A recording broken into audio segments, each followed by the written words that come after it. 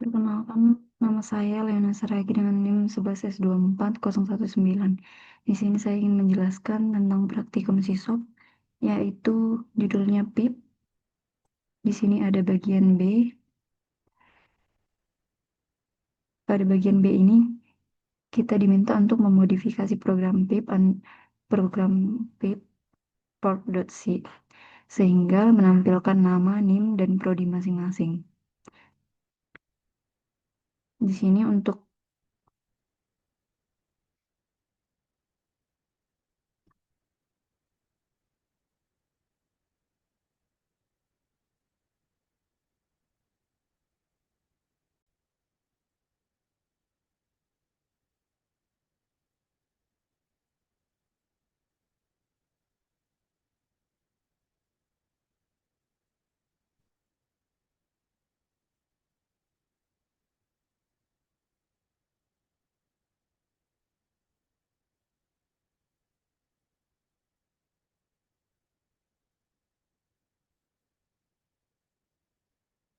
Di sini kita mendeklarasikan dua array FD1 dan FD2, masing-masing berukuran 2, indeks 0 adalah ujung bacanya dan indeks 1 adalah ujung tulis dari sebuah pip. FD1 ini akan digunakan sebagai jalur komunikasi dari parent ke child, sehingga FD2-nya itu digunakan sebagai jalur komunikasi dari child kembali ke parent. Karena pip-nya ini bersifat satu arah, maka komunikasi dua arah membutuhkan dua buah pip. Selanjutnya, fungsi pip fd1 dan fd2 ini digunakan untuk membuat dua buah pip di dalam kernel. Kedua pip ini harus dibuat sebelum fork, agar proses parent dan child-nya itu dapat berbagi file deskriptor yang sama. Kemudian fungsi forknya dipanggil untuk menciptakan child process. Nilai kembalian forknya ini disimpan di variabel p. Jika p-nya itu lebih besar dari 0, maka kita akan berada di parent, dan jika p-nya itu sama dengan 0, maka kita berada di child.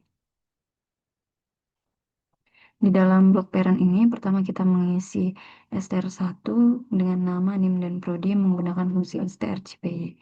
Kemudian kita menutup fd1 indeks 0, yaitu ujung baca dari fd1, karena parentnya tidak perlu membaca dari fd1.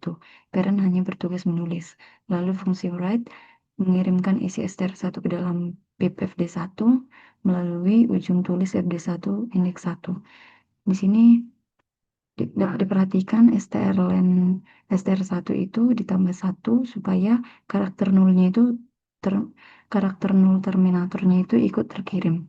Setelah selesai menulis fd1 indeks 1 ditutup untuk memberi sinyal kepada child bahwa datanya itu sudah selesai dikirim.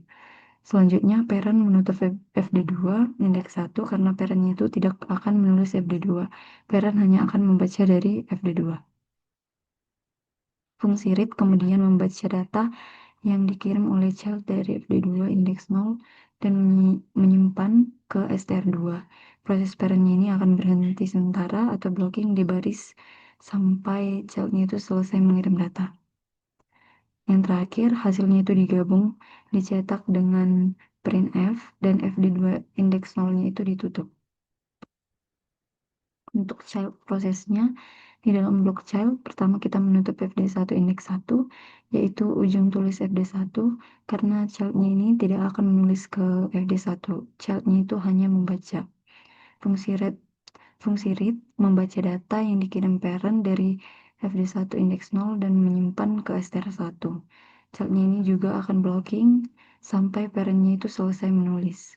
Setelah datanya itu diterima, fd1 indeks 0-nya ini akan ditutup, dan kemudian fungsi str chatnya ini menggabungkan str1 dengan string tambahan, yaitu tanda kurung IPC pip di bagian belakang. Lalu child-nya ini menutup fd2 indeks 0 karena child-nya tidak akan membaca dari fd2. Child-nya ini hanya bertugas menulis ke fd2. Fungsi write mengirimkan str1 yang sudah digabung ke parent melalui fd2 indeks 1. Setelah selesai, fd2-nya ini indeks 1 ditutup. Untuk kompilasinya,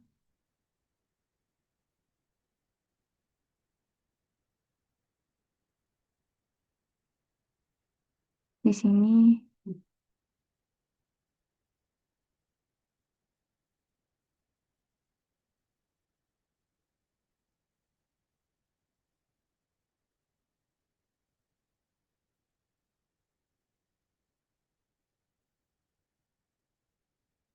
akan keluar output.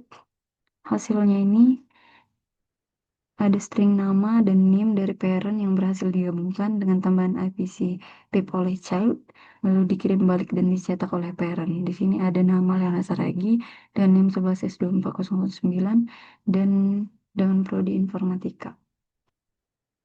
Untuk bagian C, yaitu master.c dan worker.c.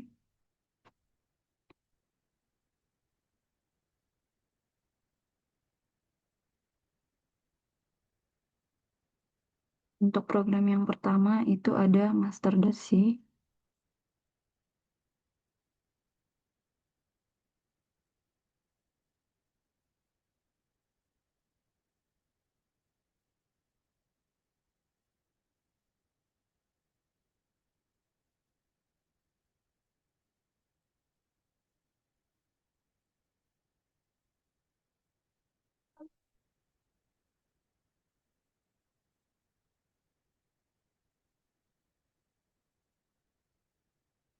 Untuk nano master.c ini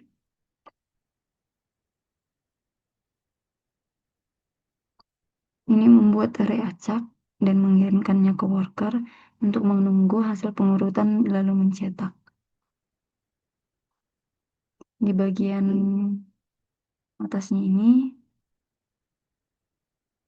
kita mendefinisikan 3 konstanta, yaitu array size sebesar 10, menentukan jumlah elemen array, lalu 2 pet untuk name pip, yaitu vivo M2W sebagai jalur master ke worker dan vivo W2M sebagai jalur worker ke masker. Di sini fungsi make vivo digunakan untuk membuat file vivo di directory temp. Dan parameter 0666 menentukan permission, yang artinya sebuah user itu boleh membaca dan menulis ke file ini. Jika filenya itu sudah ada, fungsinya ini tidak akan menghasilkan error. Selanjutnya ada fungsi sren dengan seed 42 yang digunakan agar hasil array acaknya itu selalu sama setiap kali program dijalankan. Kemudian setiap elemennya ini diisi dengan angka acak antara 0 sampai 99 menggunakan rem modulo 10. Masternya ini membuka vivo pertama dengan mode only atau hanya untuk menulis. Perlu diperhatikan kalau open itu akan blocking atau menunggu sampai workernya ini juga membuka vivo yang sama dari sisi baca, yang merupakan mekanisme sinkronasi alami dari nempip. Setelah terhubung, fungsi write-nya ini mengirimkan seluruh isi array sebagai raw bytes. Size of array-nya ini menghasilkan 40 byte karena 10 integer masing-masing 4 byte. Setelah selesai menulis, file deskriptornya itu ditutup dengan close. Kemudian masternya ini membuka vivo kedua dengan mode O read only yang untuk membaca hasil dari worker, yang masternya itu akan blocking di sini sampai workernya selesai mengirim data. Fungsi read ini menyimpan hasil array terurut ke dalam variabel sort. Setelah selesai, file deskriptornya itu akan ditutup. Selanjutnya, untuk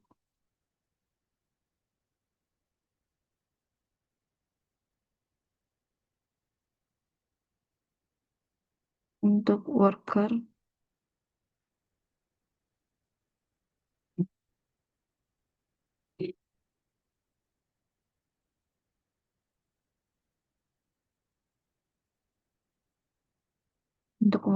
Vivo ini pertama dibuka dengan mode read only untuk membaca, dan workernya ini akan blocking sampai master mengirim data. Setelah datanya itu masuk, array-nya ini akan disimpan ke variabel r.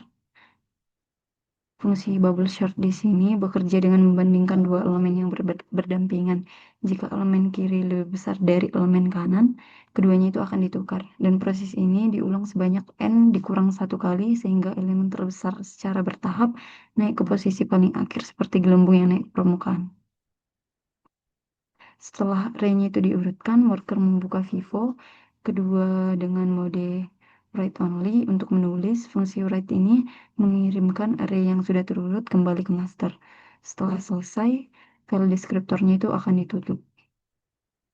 Selanjutnya, untuk menjalankan kedua program ini, kita memerlukan dua terminal yang berjalan secara bersamaan.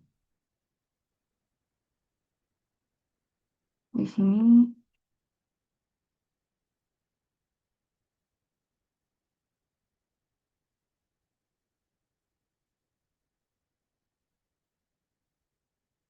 di mana kita pertama kompilasi kedua program dengan perintah berikut.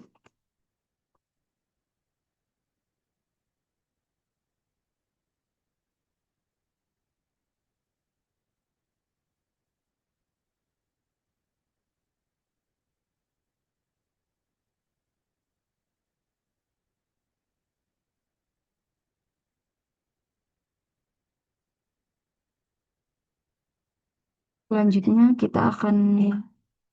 di terminal 1 kita akan menjalankan worker terlebih dahulu.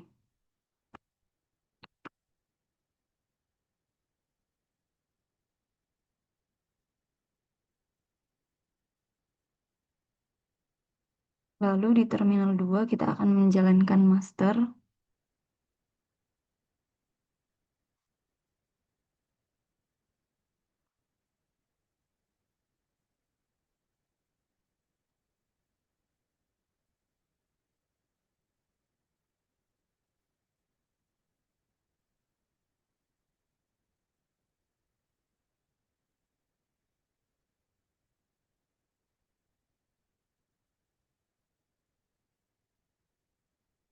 Workernya ini akan menunggu kiriman array dari master.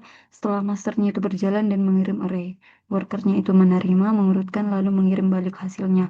Kemudian membaca dan mencetak array yang sudah terurut. Setelah selesai, di sini maka kita dapat menghapus file Vivo.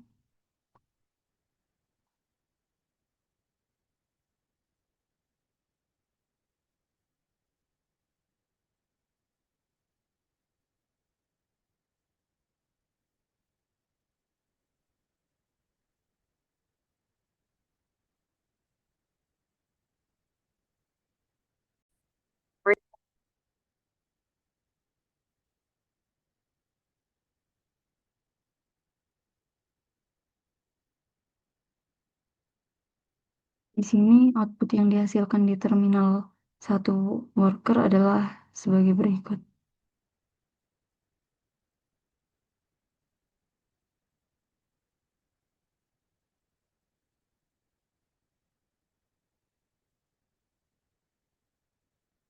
Di mana di sini array terdapat array sebelum diurutkan, dan lalu masternya itu mengirim array ke worker, lalu masternya menunggu hasil pengurutan dari worker, dan akan muncul array setelah diurutkan dari worker.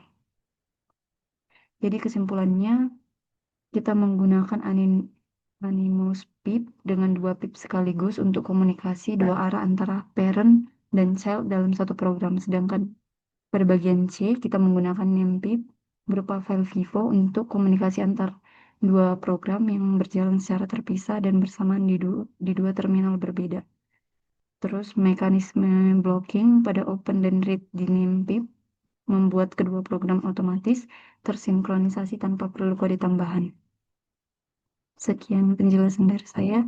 Terima kasih.